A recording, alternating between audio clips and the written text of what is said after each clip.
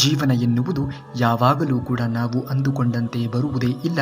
ಯಾವಾಗಲೂ ಕೂಡ ನಿರೀಕ್ಷೆ ಇಟ್ಟಂತೆ ಎಂದಿಗೂ ಕೂಡ ನಮ್ಮ ಜೀವನ ಎನ್ನುವುದು ಸಾಗುವುದೇ ಇಲ್ಲ.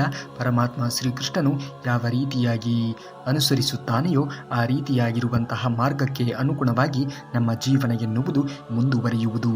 ಯಾವಾಗಲೂ ಕೂಡ ಸಂಬಂಧಗಳು ಅಂದರೆ ಕೇವಲ ನಮ್ಮ ಬಳಿಗೆ ಇರುವವರು ಅಲ್ಲ, ನಮ್ಮವರು ಅನಿಸಿಕೊಂಡವರು, ನಮ್ಮ ದುಃಖ ಆರಂಭದಿಂದ ಕೊನೆಯವರೆಗೂ ಕೂಡ ನಮ್ಮ ಜೊತೆಗೆ ಇರುವವರು ಮಾತ್ರ ನಮ್ಮ ನಿಜವಾದ ಸಂಬಂಧಿಕರು ಅನಿಸಿಕೊಳ್ಳುತ್ತಾರೆ.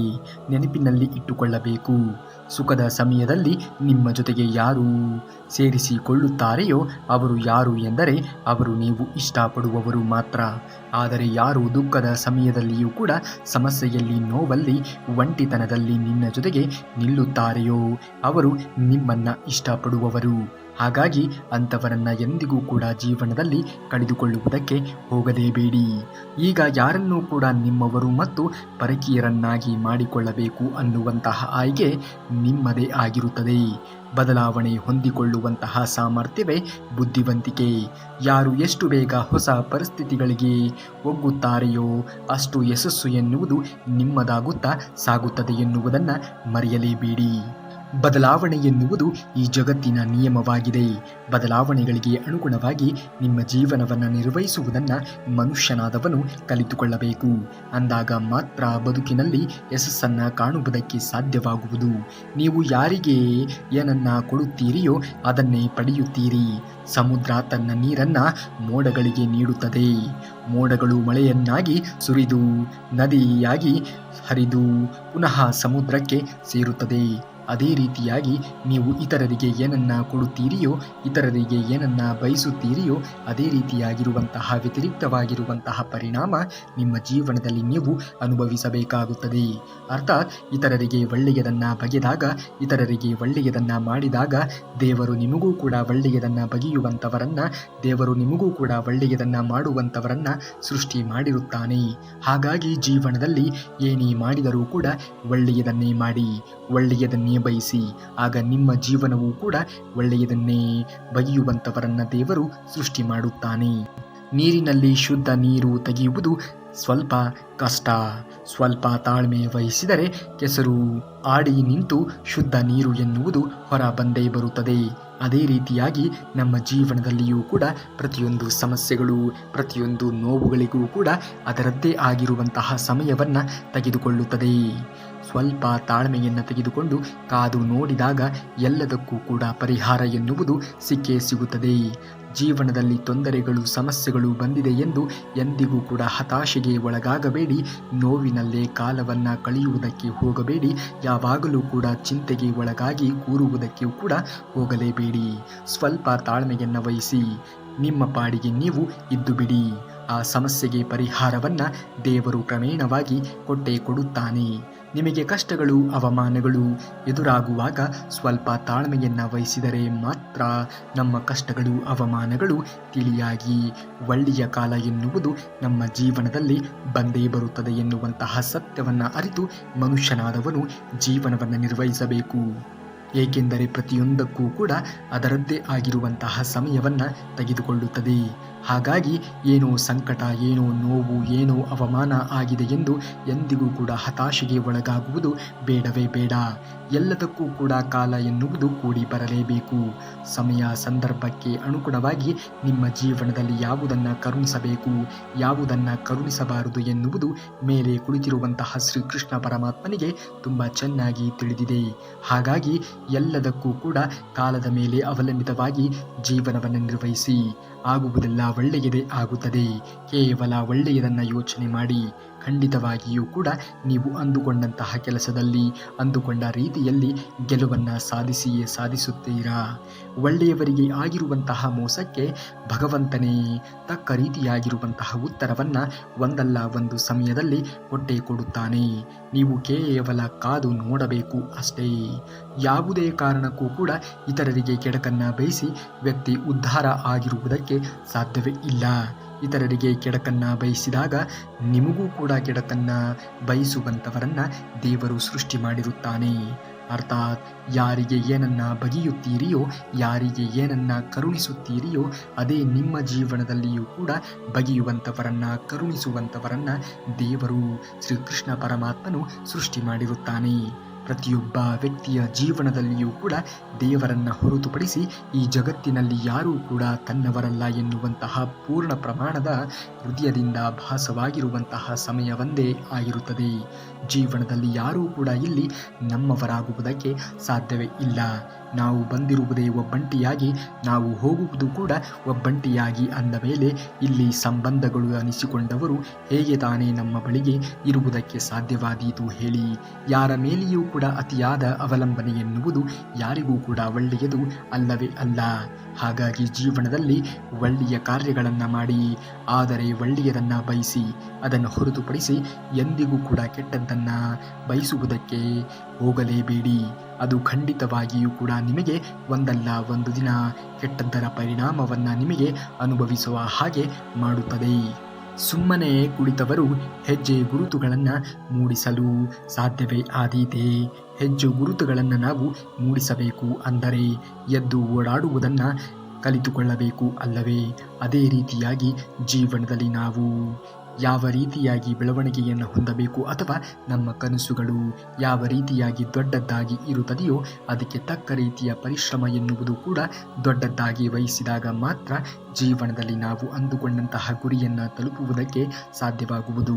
ಹಾಗಾಗಿ ಗುರಿಗಳನ್ನು ಇಟ್ಟುಕೊಳ್ಳುವುದು ಖಂಡಿತವಾಗಿಯೂ ಕೂಡ ತಪ್ಪಲ್ಲ. ಆದರೆ ಆ ಗುರಿಗೆ ತಕ್ಕ ರೀತಿಯಾಗಿರುವಂತಹ ಪರಿಶ್ರಮವನ್ನು ಪಡೆದೇ ಇರುವುದು ಖಂಡಿತವಾಗಿಯೂ ಕೂಡ ತಪ್ಪಾಗುತ್ತದೆ. ಅದರಿಂದ ನಿನಗೆ ತಾನೇ ಲಾಸ್ ಆಗುವುದು ಅಲ್ಲವೇ? ಹಾಗಾಗಿ ದೊಡ್ಡ ದೊಡ್ಡ ಗುರಿಗಳನ್ನು, ದೊಡ್ಡ ದೊಡ್ಡ ಕನಸುಗಳನ್ನು ಕಾಣುವುದೇ ಆದರೆ, ಆ ದೊಡ್ಡ ದೊಡ್ಡ ಗುರಿಗಳನ್ನು, ಕನಸುಗಳನ್ನು ಈಡೇರಿಸಿಕೊಳ್ಳಬೇಕು ಅನ್ನುವುದೇ ಆದರೆ ಅದಕ್ಕೆ ತಕ್ಕ ರೀತಿಯಾಗಿರುವಂತಹ ಪರಿಶ್ರಮವನ್ನು ಕೂಡ ಮನುಷ್ಯನಾದವನು ವಹಿಸಲೇಬೇಕು. ಇಂದು ಬೆಳಗಿನ ಜಾವದಿಂದ ನಾನು ಎದ್ದು ಯಾವೆಲ್ಲ ಕೆಲಸಗಳನ್ನು ಮಾಡಿದೆ, ಆ ಕೆಲಸಗಳು ನನ್ನ ಗುರಿಗೆ ಯಾವ ರೀತಿಯಾಗಿ ಪ್ರೇರಕವಾಗಿದೆ ಎನ್ನುವಂಥದ್ದನ್ನು ನೀವು ಗಮನಿಸಿದಾಗ ಮಾತ್ರ ಒಂದಲ್ಲ ಒಂದು ದಿನ ನಿಮ್ಮ ಗುರಿಯನ್ನು ತಲುಪುವುದಕ್ಕೆ ಸಾಧ್ಯವಾದೀತು. ಹಾಗಾಗಿ ಜೀವನದಲ್ಲಿ ಪ್ರತಿಯೊಂದು ಘಳಿಗೆಯೂ ಕೂಡ ತುಂಬಾ ಮಹತ್ವವಾಗುತ್ತದೆ. ನಾಳೆಯ ದಿವಸಗಳ ಬಗ್ಗೆ ಯೋಚನೆಗಳನ್ನು ಮಾಡುತ್ತಾ ಕಾಲಹರಣವನ್ನು ಮಾಡಬೇಡಿ. ಇಂದಿನ ಭವಿಷ್ಯವನ್ನು, ಇಂದಿನ ದಿನವನ್ನು ನೀವು ಸರಿಯಾದ ರೀತಿಯಲ್ಲಿ ನಿರ್ವಹಿಸುವುದನ್ನು ಕಲಿತುಕೊಳ್ಳಿ. ಅಂದಾಗ ಮಾತ್ರ ಮುಂದೆ ಬರುವಂತಹ ದಿನಮಾನಗಳು, ನಿಮ್ಮ ಭವಿಷ್ಯ ಎನ್ನುವುದು ಉಜ್ವಲವಾಗಿ ಅಥವಾ ನೀವು ಅಂದುಕೊಂಡಂತೆ ಇರುವುದಕ್ಕೆ ಸಾಧ್ಯವಾಗುವುದು. ಈ ಕ್ಷಣ, ಈ ದಿನ ಸರಿಯಾದ ರೀತಿಯಲ್ಲಿ ಯಾರು ನಿರ್ವಹಿಸಿಕೊಳ್ಳುತ್ತಾರೆಯೋ ಅವರು ಮಾತ್ರ ಜೀವನದಲ್ಲಿ ಏಳಿಗೆಯನ್ನು ಹೊಂದುವುದಕ್ಕೆ ಸಾಧ್ಯವಾಗುವುದು. ನೆನಪಿನಲ್ಲಿ ಇಟ್ಟುಕೊಳ್ಳಬೇಕು, ಜನರ ಆಟದಲ್ಲಿ ಮೋಸ ಎನ್ನುವುದು ಇರಬಹುದು, ಆದರೆ ದೇವರ ಆಟದಲ್ಲಿ ಮೋಸ ಇರುವುದೇ ಇಲ್ಲ. ಯಾರಿಗೆ ಏನು ಸಿಗಬೇಕು ಎನ್ನುವುದು ಇರುತ್ತದೆಯೋ ಅದು ಕಾಲಾನಂತರದಲ್ಲಿ ಸಿಕ್ಕೇ ಸಿಗುತ್ತದೆ. ಕಾಯುವಂತಹ ತಾಳ್ಮೆಯನ್ನು ಮೈಗೂಡಿಸಿಕೊಂಡಾಗ ಖಂಡಿತವಾಗಿಯೂ ಕೂಡ ಬಂದು ತಲುಪಬೇಕಾಗಿರುವುದು ಬಂದು ತಲುಪುತ್ತದೆ. ಕಾಯುವಂತಹ ತಾಳ್ಮೆಯನ್ನು ಜೀವನದಲ್ಲಿ ಮನುಷ್ಯನಾದವನು ಬೆಳೆಸಿಕೊಳ್ಳುವುದು ಅವಶ್ಯಕ. ಎಲ್ಲರದ್ದು ಕೇಳು, ಎಲ್ಲರಿಂದಲೂ ಕೂಡ ಕಲಿತುಕೋ, ಎಲ್ಲರಿಂದ ತಿಳಿಯಬೇಕು. ಏಕೆಂದರೆ ಎಲ್ಲರಿಗೂ ಕೂಡ ಎಲ್ಲವೂ ತಿಳಿದಿರುವುದಕ್ಕೆ ಸಾಧ್ಯವೇ ಇಲ್ಲ. ಆದರೆ ಎಲ್ಲರಿಗೂ ಕೂಡ ಏನಾದರೂ ಒಂದು ತಿಳಿಯುತ್ತದೆ. ಹಾಗಾಗಿ ಪ್ರತಿಯೊಬ್ಬರಿಂದಲೂ ಕೂಡ ಒಂದಲ್ಲ ಒಂದು ವಿಚಾರಗಳನ್ನು ಮನುಷ್ಯನಾದವನು ಕಲಿತುಕೊಳ್ಳಬೇಕು. ಆ ಅಂಶಗಳನ್ನು ನಮ್ಮ ಜೀವನದಲ್ಲಿ ಅಳವಡಿಸಿಕೊಳ್ಳಬೇಕು. ಅಂದಾಗ ಮಾತ್ರ ಮುಂದೆ ಬರುವುದಕ್ಕೆ ಸಾಧ್ಯವಾಗುವುದು. ಧರ್ಮದ ಮಾರ್ಗವೂ ಕೂಡ ಖಂಡಿತವಾಗಿಯೂ ಕಷ್ಟಕರವಾಗಿರುತ್ತದೆ, ಆದರೆ ಅದು ಅತ್ಯಂತ ಸುರಕ್ಷಿತ ಮಾರ್ಗವೂ ಕೂಡ ಆಗಿರುತ್ತದೆ ಎನ್ನುವುದನ್ನು ಯಾವುದೇ ಕಾರಣಕ್ಕೂ ಕೂಡ ಮನುಷ್ಯನಾದವನು ಮರೆಯಲೇಬಾರದು. ನಿಮ್ಮ ಒಳ್ಳೆಯತನವನ್ನು ಸಾಬೀತುಪಡಿಸಬೇಡಿ. ನಿಮ್ಮ ವ್ಯಕ್ತಿತ್ವ ಬಲಿಷ್ಠವಾಗಿ ಇದ್ದರೆ ಕಾಲವೇ ನಿಮ್ಮ ಯೋಗ್ಯರನ್ನಾಗಿ ಜನರಿಗೆ ತಿಳಿಸುತ್ತದೆ. ಯಾವುದೇ ಕಾರಣಕ್ಕೂ ಕೂಡ ನೀವು ಇತರರಿಗೆ ನಾನು ಒಳ್ಳೆಯವನು ಎಂದು ತಿಳಿಸಬೇಕಾಗಿರುವಂತಹ ಅವಶ್ಯಕತೆಯೇ ಇಲ್ಲ. ನೀವು ಕಾಲಾನಂತರದಲ್ಲಿ ಎಲ್ಲವನ್ನೂ ಕೂಡ ಪ್ರದರ್ಶಿಸುವಂತಹ ಸಮಯವು ಬಂದೇ ಬರುತ್ತದೆ. ನಿನ್ನದೇ ಆಗಿರುವಂತಹ ಗುರುತನ್ನ ನೀನು ಬಯಸಿದರೆ ನೀನು ಒಬ್ಬಂಟಿಯಾಗಿ ಹೇಗೆ ತಾನೇ ಮುಂದುವರಿಯುವುದಕ್ಕೆ ಸಾಧ್ಯವಾದೀತು? ನೊಂದುಕೊಂಡು ಕೊರಗುವುದಕ್ಕೆ ಹೋಗಲೇಬೇಡ. ಜೀವನದಲ್ಲಿ ಎಂದಿಗೂ ಕೂಡ ದೇವರಿದ್ದಾನೆ ಎನ್ನುವುದನ್ನು ಮರೆಯಲೇಬೇಡ. ಆದಷ್ಟು ಬೇಗ ನಿನ್ನ ಕೆಟ್ಟ ಸಮಯ ಎನ್ನುವುದು ಬದಲಾವಣೆ ಆಗುತ್ತದೆ ಎನ್ನುವುದನ್ನು ಕೂಡ ಮರೆಯಲೇಬೇಡ. ತಾಳ್ಮೆಯಿಂದಾಗಿರು. ಕಣ್ಣೀರನ್ನು ಹಾಕುವುದಕ್ಕೆ ಹೋಗಲೇಬೇಡ. ನಿನ್ನ ಈ ಒಂದು ಕಣ್ಣೀರಿನ ಪ್ರತಿಯೊಂದು ಹನಿಯೂ ಕೂಡ ಭಗವಂತನನ್ನ ತಲುಪುತ್ತದೆ ಎನ್ನುವುದನ್ನು ಮರೆಯಲೇಬೇಡ.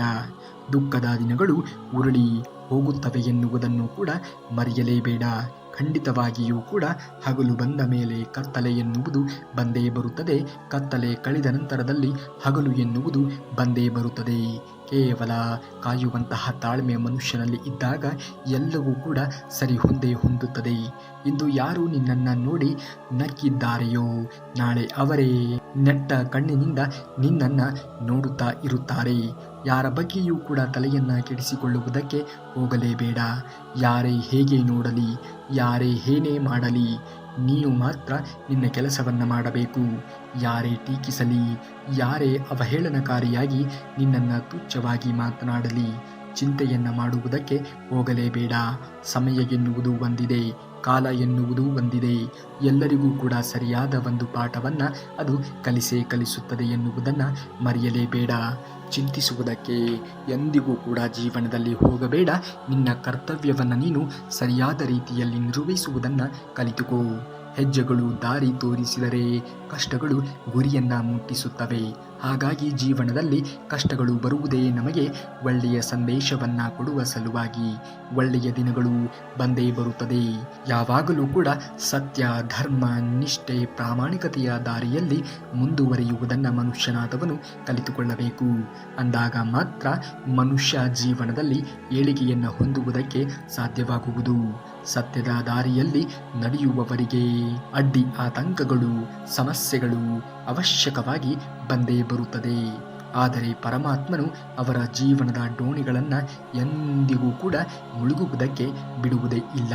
ಶ್ರೀಕೃಷ್ಣ ಪರಮಾತ್ಮನೇ ನಮ್ಮ ಜೊತೆಗೆ ಇದ್ದಾಗ ನಾವು ಏತಕ್ಕಾಗಿ ಚಿಂತನೆಗಳನ್ನು ಮಾಡುತ್ತಾ ಕೊರಗುತ್ತಾ ಕೂರಬೇಕು ಹೇಳಿ? ಆಗುವುದೆಲ್ಲ ಒಳ್ಳೆಯದೇ ಆಗುತ್ತದೆ. ಕೊಂಚ ಸಮಯ ಎನ್ನುವುದು ತೆಗೆದುಕೊಳ್ಳುತ್ತದೆ. ಯೋಚನೆಯನ್ನು ಮಾಡಿ ನೋಡಿ. ಎಲ್ಲದಕ್ಕೂ ಕೂಡ ಕಾಲ ಎನ್ನುವುದು ಕೂಡಿ ಬರಲೇಬೇಕು. ಅಂದ ಹಾಗೆ ನಾವು ಅಂದುಕೊಂಡಂತಹ ಗುರಿಯೂ ಕೂಡ ಆಗಬೇಕು ಅನ್ನುವುದೇ ಆದರೆ ಅದಕ್ಕೂ ಕೂಡ ಕಾಲ ಎನ್ನುವುದು ಕೂಡಿ ಬರಲೇಬೇಕು. ಜಗತ್ತಿನಲ್ಲಿ ಒಳ್ಳೆಯದಾಗಲಿ ಕೆಟ್ಟದ್ದಾಗಲಿ ಯಾರ ಮನಸ್ಸಿಗೆ ತಾಕುವುದೂ ಇಲ್ಲ. ಯಾರೂ ಹೊಗಳುವುದೂ ಇಲ್ಲ, ತೆಗಳುವುದೂ ಕೂಡ ಇಲ್ಲ. ಅಂಥವರು ಪರಿಪೂರ್ಣ ಜ್ಞಾನದಲ್ಲಿ ಸ್ಥಿರವಾಗಿ ಇರುತ್ತಾರೆ. ಜೀವನದಲ್ಲಿ ಆಗುವುದೆಲ್ಲ ಒಳ್ಳೆಯದೇ ಆಗುತ್ತದೆ ಎನ್ನುವಂತಹ ನಂಬಿಕೆ ನಿಮ್ಮಲ್ಲಿ ಅಚಲವಾಗಿ ಇದ್ದಾಗ ಮಾತ್ರ ಬದುಕಿನಲ್ಲಿ ನೀವು ಅಂದುಕೊಂಡಂತಹ ಗುರಿಯನ್ನು ಸಾಧಿಸುವುದಕ್ಕೆ ಸಾಧ್ಯವಾಗುವುದು.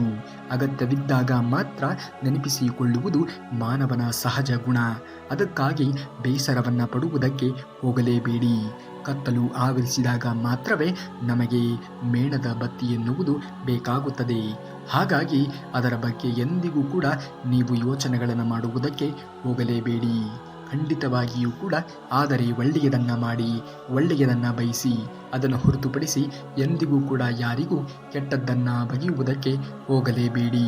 ನಿನ್ನ ಒಂದು ವಿಧಿಗೆ ನೀನೇ ಹೊಣೆ. ಮನುಷ್ಯನು ತನ್ನ ವಿಧಿಯನ್ನು ತಾನೇ ಬರೆದುಕೊಳ್ಳುತ್ತಾನೆ. ಯಾರು ಹೇಗೆ ಯಾವ ರೀತಿಯಾಗಿ ಕರ್ಮಗಳನ್ನು ಮಾಡುತ್ತಾರೆಯೋ ವಿಧಿ ಎನ್ನುವುದು ಆ ರೀತಿಯಾಗಿ ರೂಪುಗೊಳ್ಳುವುದು. ಹಾಗಾಗಿ ಇಂದು ನೀನು ಯಾವ ರೀತಿಯ ಕೆಲಸಗಳನ್ನು, ಯಾವ ರೀತಿಯ ಕರ್ಮಗಳನ್ನು ಮಾಡುತ್ತಿರುವೆಯೋ ಅದೇ ರೀತಿಯಾಗಿರುವಂತಹ ವಿಧಿ ಎನ್ನುವುದು ರೂಪಿತವಾಗುವುದು.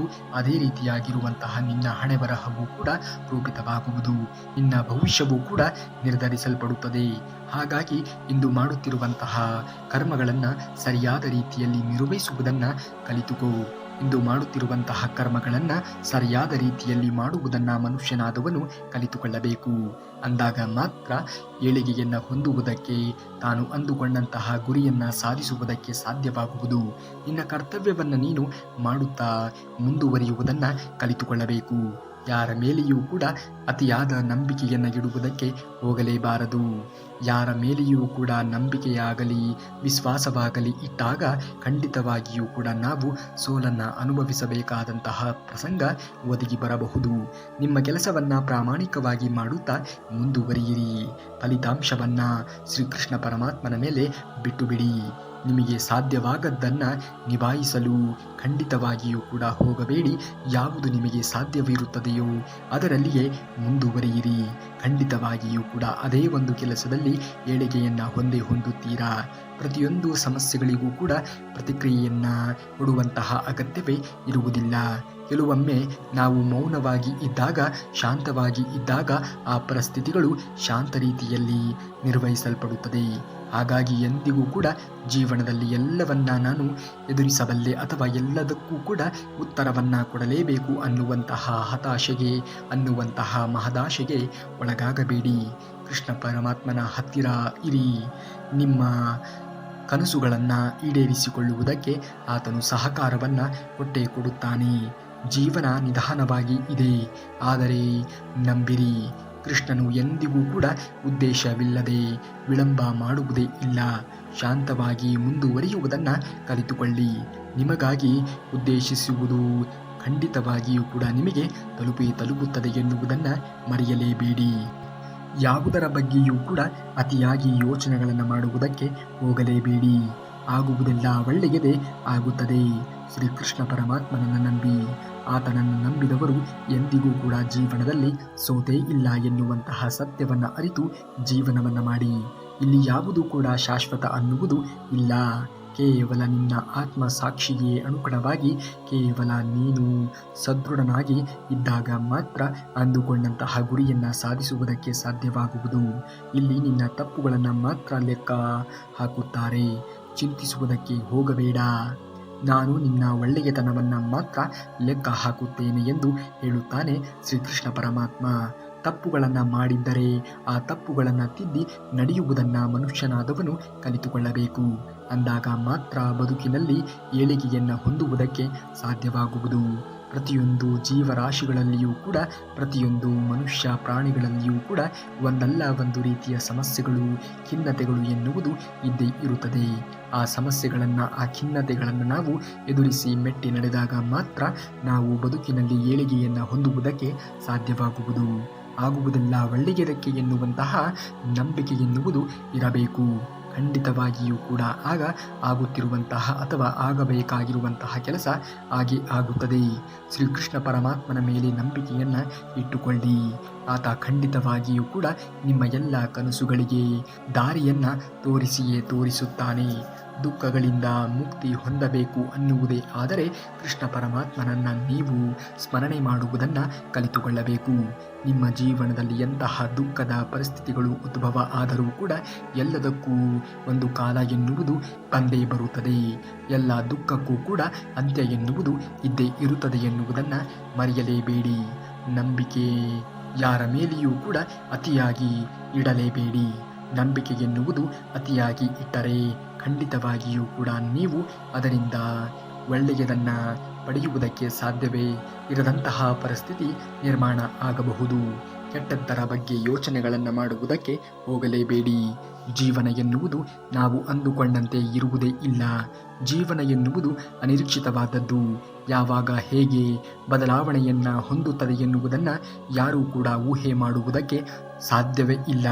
ಹಾಗಾಗಿ ಜೀವನದಲ್ಲಿ ಈಗ ಬಂದಿರುವಂತಹ ಪರಿಸ್ಥಿತಿಗಳನ್ನು ಸರಿಯಾದ ರೀತಿಯಲ್ಲಿ ನಿರ್ವಹಿಸುವುದನ್ನು ಮನುಷ್ಯನಾದವನು ಕಲಿತುಕೊಳ್ಳಬೇಕು. ಆಗುವುದೆಲ್ಲ ಒಳ್ಳೆಯದೇ ಆಗುತ್ತದೆ. ಖಂಡಿತವಾಗಿಯೂ ಕೂಡ ಬೇರೆಯವರು ಯಾವ ರೀತಿಯಾಗಿ ಬೆಳವಣಿಗೆಯನ್ನು ಹೊಂದಿದ್ದಾರೆಯೋ ಅದೇ ರೀತಿಯಾಗಿರುವಂತಹ ಬೆಳವಣಿಗೆಯನ್ನು ನೀವು ಕೂಡ ಹೊಂದುತ್ತೀರಾ. ಜೀವನದಲ್ಲಿ ಏಳಿಗೆಯನ್ನು ಹೊಂದಬೇಕು ಅನ್ನುವುದೇ ಆದರೆ ಮೊದಲು ಬರುತ್ತಿರುವಂತಹ ಎಲ್ಲ ಪರಿಸ್ಥಿತಿಗಳನ್ನು, ಎಲ್ಲ ಒಂದು ಸನ್ನಿವೇಶಗಳನ್ನು ಸ್ವೀಕರಿಸುವುದನ್ನು ಮನುಷ್ಯನಾದವನು ಕಲಿತುಕೊಳ್ಳಬೇಕು. ಅಂದಾಗ ಮಾತ್ರ ಬದುಕಿನಲ್ಲಿ ಯಶಸ್ಸನ್ನು ಕಾಣುವುದಕ್ಕೆ ಸಾಧ್ಯವಾಗುವುದು. ಬರುತ್ತಿರುವುದೆಲ್ಲವನ್ನು ಸ್ವೀಕರಿಸುವುದನ್ನು ಮನುಷ್ಯನಾದವನು ಕಲಿತುಕೊಳ್ಳುವುದನ್ನು ಕಲಿಯಿರಿ. ಖಂಡಿತವಾಗಿಯೂ ಕೂಡ ಆಗುವುದೆಲ್ಲ ಒಳ್ಳೆಯದೇ ಆಗುತ್ತದೆ. ಶ್ರೀಕೃಷ್ಣ ಪರಮಾತ್ಮನು ಇದ್ದಾನೆ. ಅವನು ಒಬ್ಬ ನಿಮ್ಮ ಬಳಿಗೆ ಇದ್ದರೆ ಎಂತಹ ಕುತಂತ್ರಗಳನ್ನು ಮಾಡುವಂತಹ ಜನರು ಕೂಡ ಇದ್ದರೂ ಅವರು ಏನೂ ಮಾಡುವುದಕ್ಕೆ ಸಾಧ್ಯವೇ ಇಲ್ಲ. ಜೀವನದಲ್ಲಿ ತಾಳ್ಮೆ ಇರಬೇಕು. ನೆಮ್ಮದಿಯ ಕ್ಷಣಗಳನ್ನು ಕಳೆಯುತ್ತೇವೆ ಎನ್ನುವಂತಹ ಆತ್ಮವಿಶ್ವಾಸವೂ ಕೂಡ ಇರಬೇಕು. ಅಂದಾಗ ಮಾತ್ರ ಮನುಷ್ಯನಲ್ಲಿ ಒಳ್ಳೆಯ ಕ್ಷಣಗಳನ್ನು ನೋಡುವುದಕ್ಕೆ ಸಾಧ್ಯವಾಗುವುದು. ಖಂಡಿತವಾಗಿಯೂ ಕೂಡ ನೀವು ಅಂದುಕೊಂಡಂತಹ ಗಳಿಗೆ ಬಂದೇ ಬರುತ್ತದೆ. ಕಾಯುವಂತಹ ತಾಳ್ಮೆಯನ್ನು ಜೀವನದಲ್ಲಿ ಬೆಳೆಸಿಕೊಳ್ಳಿ ಎಂದು ಹೇಳುತ್ತಾ ನಾಳೆಯ ಶ್ರೀಕೃಷ್ಣ ಪರಮಾತ್ಮನ ವಚನಾಮೃತದೊಂದಿಗೆ ಭೇಟಿ ಆಗುವವರೆಗೂ ತಪ್ಪದೆ ಈ ಒಂದು ವಿಡಿಯೋಗೆ ಒಂದು ಲೈಕನ್ನು ಮಾಡಿ ಎಂದು ಕೇಳಿಕೊಳ್ಳುತ್ತಾ ನಾಳೆಯ ವಿಡಿಯೋದಲ್ಲಿ ಸಿಗುವವರೆಗೂ ಧನ್ಯವಾದ. ಕರುನಾಡಿಗೆ.